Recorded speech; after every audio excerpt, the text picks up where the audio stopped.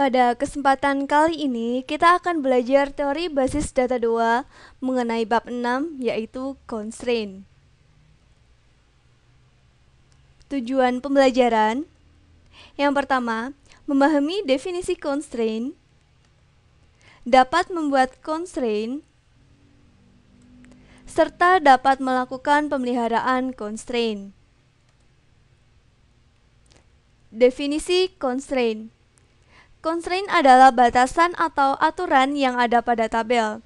Constraint mencegah penghapusan data dari suatu tabel yang mempunyai keterkaitan dengan tabel yang lain. Misal, terdapat keterkaitan antara tabel departemen dengan tabel pegawai, di mana pada tabel pegawai menyimpan informasi kolom nomor departemen yang juga terdapat pada tabel departemen.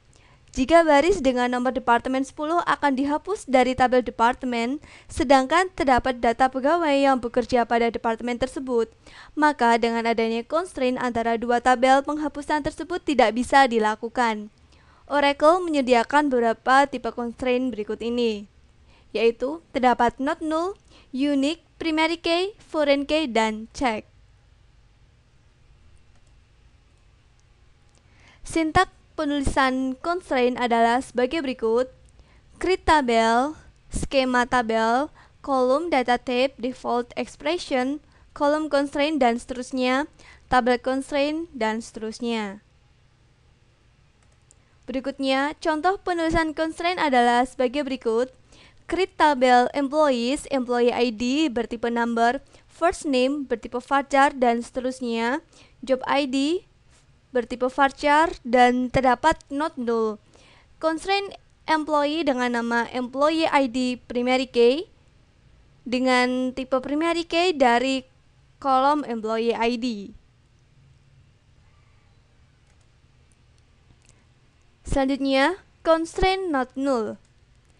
Suatu kolom yang didefinisikan dengan constraint not null tidak boleh berisi nilai null.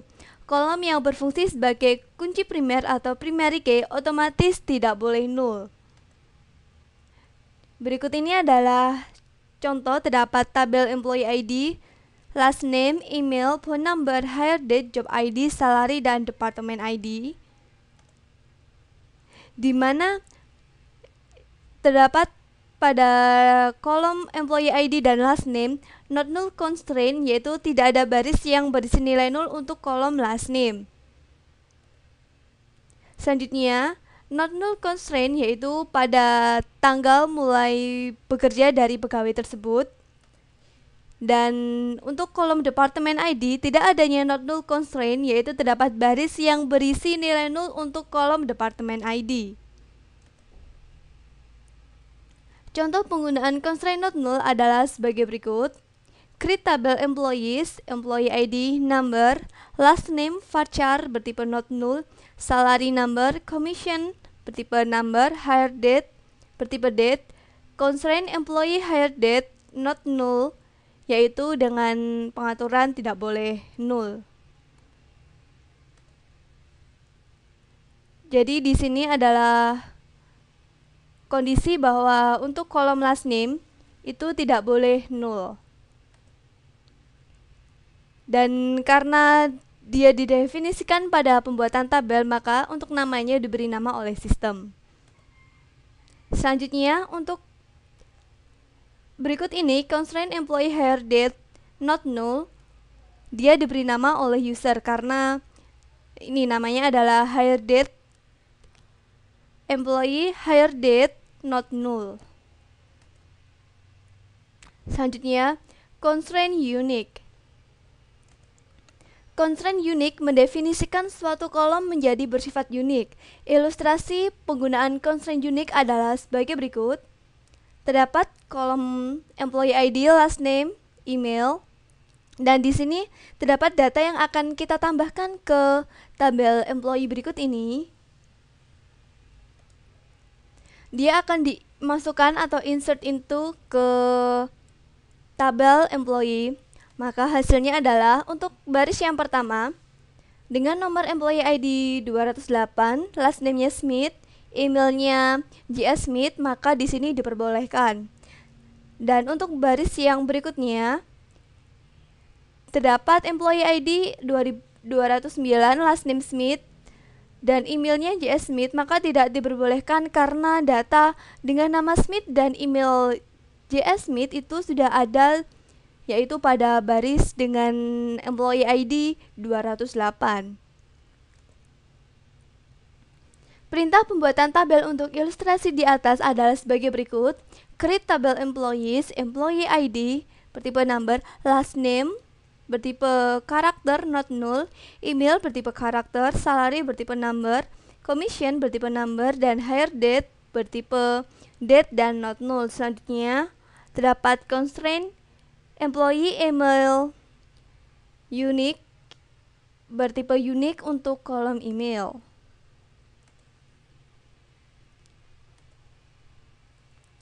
Constraint primary key. Constraint primary key membentuk key yang unik untuk suatu tabel. Kolom yang didefinisikan sebagai primary key akan mengidentifikasi suatu baris data menjadi unik. Contoh penggunaan constraint primary key adalah sebagai berikut. Create tabel departments, department ID, department name, constraint dengan nama department name not null, manager ID, location ID, constraint department ID sebagai primary key untuk kolom department ID.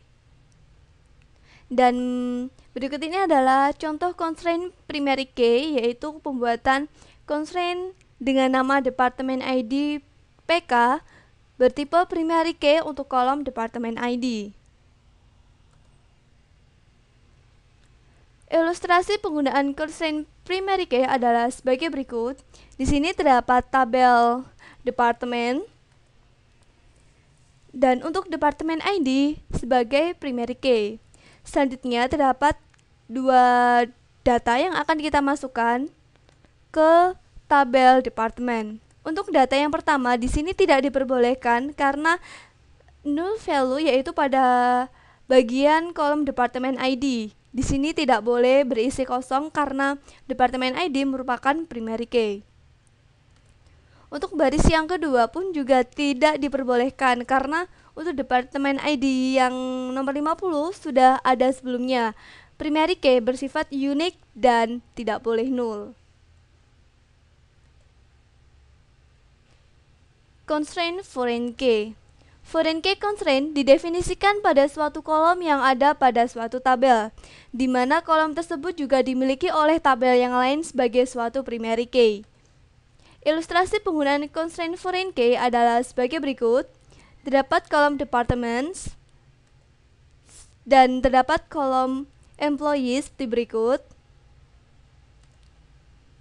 Dan di sini department ID merupakan primary key dari kolom departemen, sedangkan department ID pada tabel employee merupakan foreign key yang mengacu pada kolom departemen ID pada tabel departments. Selanjutnya, jika kita ingin memasukkan data pada tabel employee, maka untuk baris yang pertama tidak diperbolehkan karena nilai 9 tidak ada. Di sini nilai 9 adalah kolom departemen ID yang merupakan primary key dari tabel departemen. Dan untuk nilai 9 itu tidak ada.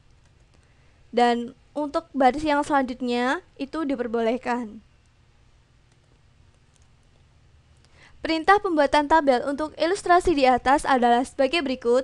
Create tabel employees, employee ID, last name yang tidak boleh null, email, salary, commission, headed, dan seterusnya. Department ID number, constraint employee department foreign key. Untuk kolom department ID, reference department ID. Jadi dia membuat foreign key dari kolom department ID dari tabel employee yang mengacu pada kolom department ID pada tabel departments. Selanjutnya juga membuat constraint pada employee email unique yang bertipe unique untuk kolom email. Jadi ini adalah constraint foreign key-nya. Selanjutnya keyword dari constraint foreign key. Berikut ini keyword yang ada pada constraint foreign key adalah sebagai berikut. Foreign key yaitu mendefinisikan kolom yang ada pada tabel anak. Reference mengidentifikasi tabel dan kolom dalam tabel induk. On-delete cascade penghapusan baris dependen dalam tabel anak pada saat sebuah baris tabel induk dihapus. On-delete set null mengkonversi dependent foreign key ke nilai nol. Constraint check. Constraint check digunakan untuk mendefinisikan suatu kondisi yang harus dipenuhi oleh tiap baris data dalam tabel. Contoh penggunaannya adalah sebagai berikut. Salary number constraint employee salary min check salary lebih dari 0. Dan di sini adalah penggunaan constraint check, yaitu untuk membuat sebuah constraint dengan nama employee salary min bertipe check untuk mengecek apakah nilai salary ini lebih dari 0 atau tidak boleh 0. Menambahkan suatu constraint. Untuk menambahkan suatu constraint digunakan perintah alter tabel. Cara penulisannya adalah sebagai berikut. Alter tabel, nama tabel, add constraint, tipenya, dan kolomnya. Menambahkan constraint. Misal, ditambahkan constraint foreign key pada tabel employees yang menunjukkan bahwa data manager harus valid atau berasal dari tabel employees. Maka berikut ini adalah contoh penulisannya.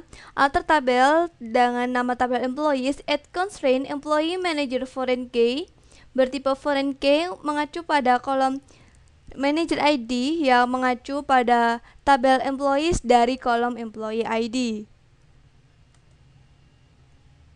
Menghapus constraint. Untuk menghapus suatu constraint juga digunakan perintah alter tabel. Cara penulisannya adalah sebagai berikut. Alter tabel, nama tabel, drop constraint, nama constraintnya, tipe, dan nama kolomnya. Untuk menghapus constraint manager dari tabel employees adalah sebagai berikut. Alter tabel employees, drop constraint, employee manager foreign key. Untuk menghapus constraint primary key pada tabel departments dan menghapus asosiasi constraint foreign key pada kolom employees department ID adalah sebagai berikut. Alter tabel departments, drop primary key, dan dengan menambahkan cascade. Mendisable constraint. Untuk menonaktifkan constraint dengan digunakan klausa disable. Pilihan cascade digunakan untuk mendisable dependent integrity constraint, yaitu penulisannya adalah sebagai berikut. Alter tabel, nama tabel employees, disable constraint, employee ID primary key, dan dengan menambahkan cascade. Men-enable constraint. Untuk mengaktifkan kembali constraint digunakan klausa enable. Contohnya sebagai berikut. Alter tabel employees, enable constraint employee ID primary key, dan di sini kita tidak perlu menambahkan cascade. Cascading constraint. Klausa cascade constraint digunakan dengan klausa drop column. Klausa cascade constraint menghapus semua referential integrity constraint yang merefer ke primary key dan unique key yang didefinisikan pada kolom yang dihapus. Contohnya adalah sebagai berikut. Alter tabel, nama tabel T1, drop primary key cascade constraint. Dan selanjutnya, alter tabel T1, drop primary key foreign key kolom 1 cascade constraint. Menampilkan constraint. Tabel user constraint menyimpan informasi tentang constraint kolom tipe constraint, yaitu constraint type dapat berisi C untuk constraint check, R untuk referential integrity atau foreign key, dan P untuk primary key, serta U untuk constraint unique. Contohnya adalah sebagai berikut.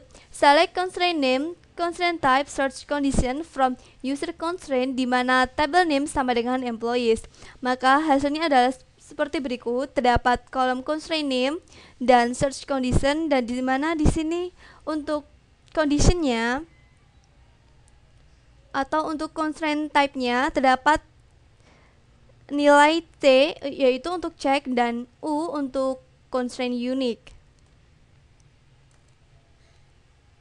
Menampilkan kolom yang berasosiasi dengan suatu constraint.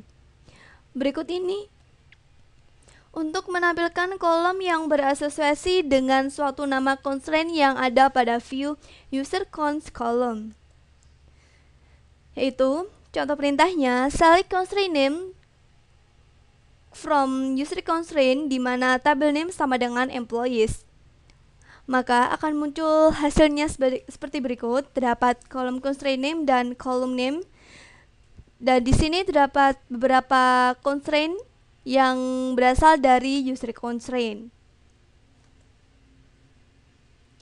Selanjutnya kita akan memasuki ke latihan soal. Untuk soal yang pertama, tambahkan tabel level primary key constraint pada tabel employee 2 pada kolom employee ID. Constraint diberi nama my employee ID primary key. Dan untuk soal yang pertama ini, mari kita kerjakan pada workspace di ESQL+. Yaitu diawali dengan membuka salah satu web browser dan kita masuk ke ESQL+. Kita login sebagai username Tiger.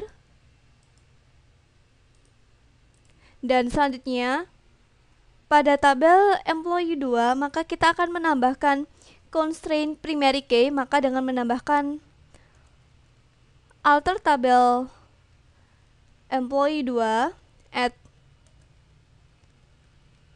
constraint dengan nama my employee ID primary key dengan tipe primary key untuk kolom employee ID. Dan kita lihat hasilnya.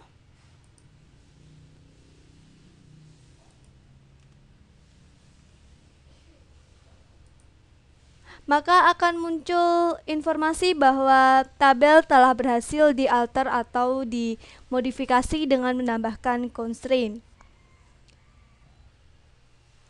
Berikutnya, untuk soal yang nomor 2, buat primary key constraint pada tabel departemen 2 dengan menggunakan kolom departemen ID. Constraint diberi nama my department ID primary key. Dan untuk soal yang nomor 2, kita akan menambahkan constraint yaitu dengan perintah alter tabel departemen 2 add constraint dengan nama my department ID sebagai primary key.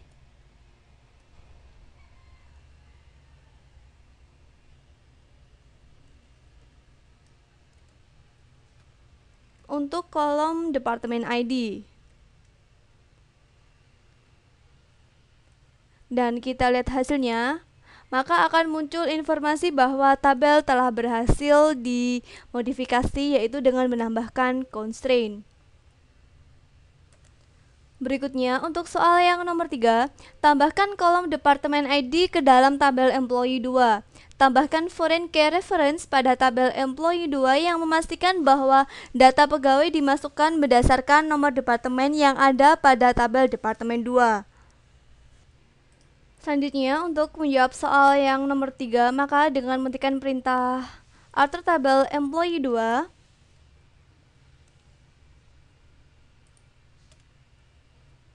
add departemen ID bertipe number dengan panjang 2 karakter dan kita menambahkan constraint bernama employee department ID foreign key bertipe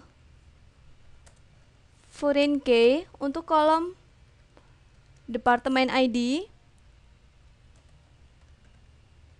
reference dari tabel departemen 2 dari kolom departemen ID.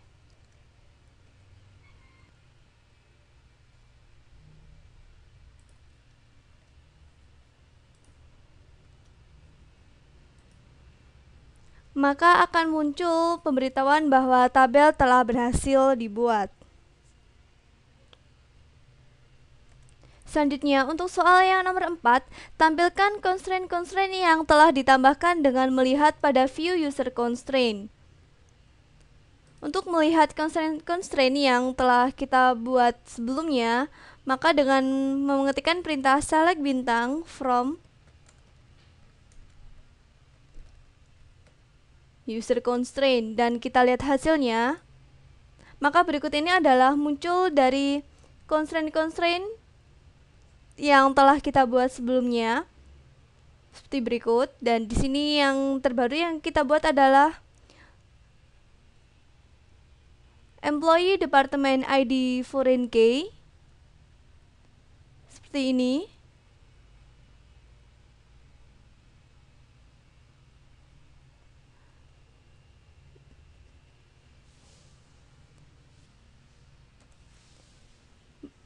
Berikutnya, untuk soal yang nomor 5, tampilkan nama objek dan tipenya dari data dictionary user objects untuk tabel employee dan departemen, yaitu dengan mengetikkan perintah select object name dan object type from user objects. Dan kita lihat hasilnya, maka berikut ini adalah akan muncul objek name dari dan objek tipenya. Terdapat untuk employee 2 dan departemen 2, maka dia bertipe tabel seperti berikut.